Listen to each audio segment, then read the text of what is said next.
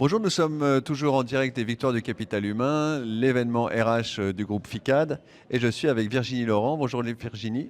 Bonjour.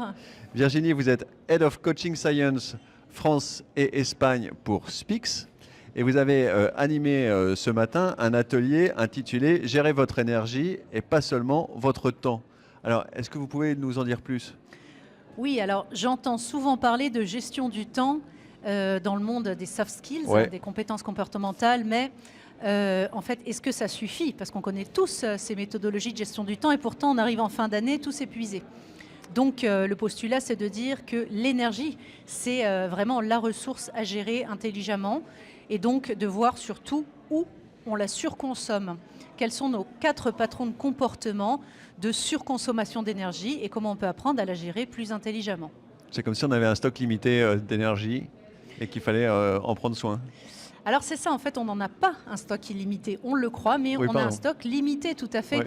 Donc en fait, c'est cette croyance qu'il faut changer d'abord en soi pour un peu thésauriser cette énergie qui va en fait faire la qualité de ce qu'on vit chaque jour. C'est notre niveau d'énergie sur 4 piliers qui sont le corps, évidemment l'énergie physique, l'énergie émotionnelle et relationnelle, l'énergie mentale, notre capacité de concentration, et l'énergie, on va dire, le sens au travail ou dans la vie, l'énergie spirituelle, si on veut utiliser ce mot-là. Et concrètement, comment est-ce que Spix accompagne les collaborateurs? Alors Spix, on est une plateforme de développement des compétences. On est sur 3 grands piliers. D'une part, la formation en langue et en interculturalité. Oui, ça c'est historique. Voilà, chez ça Spix. fait 25 ans qu'on fait ça. Depuis plusieurs années, on est sur le business coaching, donc l'accompagnement à une transformation des comportements.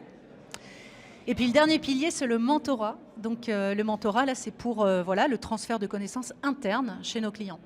Justement, en ce qui concerne le coaching, qu'est-ce que vous proposez? Alors en coaching, on a commencé avec le coaching individuel, mais maintenant on a 4 modalités. On a l'individuel, on a le coaching de groupe, qu'on appelle en France aussi le CODEV, Ouais. co-développement. Et on a également le coaching d'équipe. Donc ça, c'est pour une même équipe dont il faudrait améliorer la dynamique. Et finalement, on a aussi le coaching IA.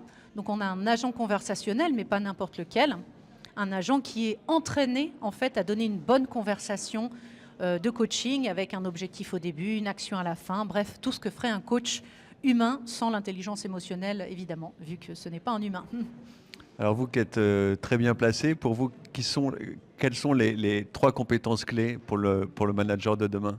Question Ah, piège. ça, c'est une bonne question qui fait Ouais. bien réfléchir. Ouais. Hein. On pourrait aller sur les classiques qui sont leadership, change management, mais j'ai un peu Ouais, faire un ouais. petit pas de côté. Moi, je dirais que la première, c'est l'intelligence émotionnelle, parce qu'on est tous sous tension, la corde tendue, Ouais. que ça soit, peu importe le niveau hiérarchique. La deuxième, je pense, c'est savoir prendre des décisions, d'être autonome dans la prise de décision. C'est un peu aussi le courage managérial. Et la troisième, je dirais que comme on vit du changement permanent, ça serait peut-être la flexibilité et l'adaptabilité. Voilà. Ok. Ben, merci beaucoup Virginie. Merci, avec plaisir. Merci pour cet éclairage. Merci À pour bientôt. ce bel événement.